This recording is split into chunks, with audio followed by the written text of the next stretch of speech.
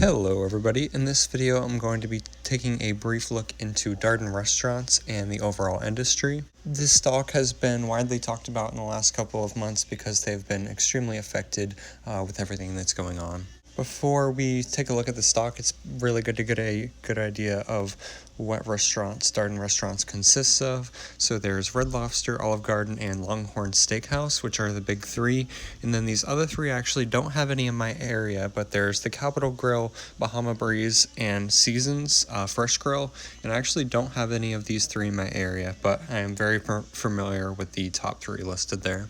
Here is Darden Restaurants chart year to date on Yahoo Finance, ticker symbol DRI. And I actually did not realize how low this stock got. It went all the way down to $26 at the end of March or beginning of April, and it was at over $100 at the beginning of the year. And the stock is already back up to $76, so it's already come back significantly from where it was just a couple of months ago. And this is actually surprising to me because a lot of the other restaurant stocks have not come back as much as Darden Restaurants has, and there are still a significant amount of states where there's not any in-house dining available, but they still are able to make money with pickup orders and things like that, which has really saved them because they have still had a lot of revenue coming in. Whereas if you look at the airlines, they are still significantly struggling, and part of that is because they have a lot more debt and management issues compared to some of the restaurant businesses. But still, they're doing extremely well. Here, if we take a look at the 5-year chart, it looks really good for Darden Restaurants since 2015, steadily increasing from under $60 to almost $130 until going all the way back down to $26 a couple of months ago. Here we see increasing revenues year over year for the last 4 years, as well as earnings, which is a really strong sign when looking at a stock that you want to invest in for growth. And if we take a look at the last 4 quarters, we see pretty marginal earnings, Q4 of 2019, and actually really strong Q1 2020 earnings, which is pretty surprising to me, actually. I'm assuming that Q2 2020 is going to be much more widely affected, and then Q3 and 4 of this year, the stock will be able to bounce back along with its revenue and earnings. Now I wanted to take a look at a couple of points made by bears and bulls by analysts at Morningstar. And the first point for a positive point is that plans to boost guest counts, improve efficiency, and optimize its cost structure at Olive Garden, which has worked really well for Darden Restaurants, can be applied to the other brands. So if it's worked at Olive Garden successfully, why not apply it to those other 5 restaurants that we took a look at the beginning of the video?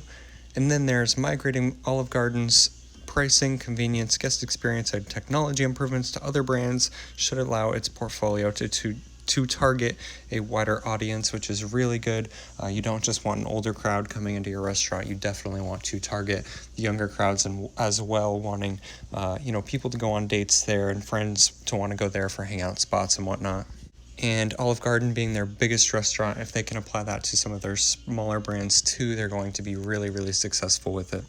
And now just this last bullish point at the bottom here, Darden's commitment to annual dividend payments and share repurchases should make an annual shareholder return growth target of 10 to 15%, which is really, really strong. And I think share repurchases are always really, really positive when you're investing in a growth stock. Now, similarly, I wanted to address a couple of bearish points. The first one is that COVID-related restaurant closures and dine-in restrictions represent an unprecedented industry disruption. And as I've already kind of mentioned, I was really, really surprised about how little revenues were affected last quarter, and how quickly the stock has already tripled or nearly tripled in price since its previous low.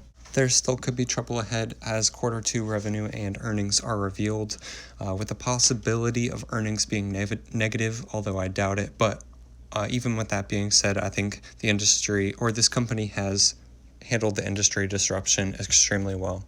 And this second point, I don't know if I necessarily agree with. It's that casual dining prices relative to other restaurant segments may be tougher to justify in today's environment. And this leads to questions about the category's pricing power versus fast casual and other rivals such as fast food. And I kind of see this as always being a segment that it's always going to be around, at least for the foreseeable future. So I don't know if I necessarily agree with this, but let me know down in the comments if you disagree and let me know why. I've done tons of brief stock analysis videos like this one on my channel, so come check those out. Subscribe for more content, and thank you so much for watching.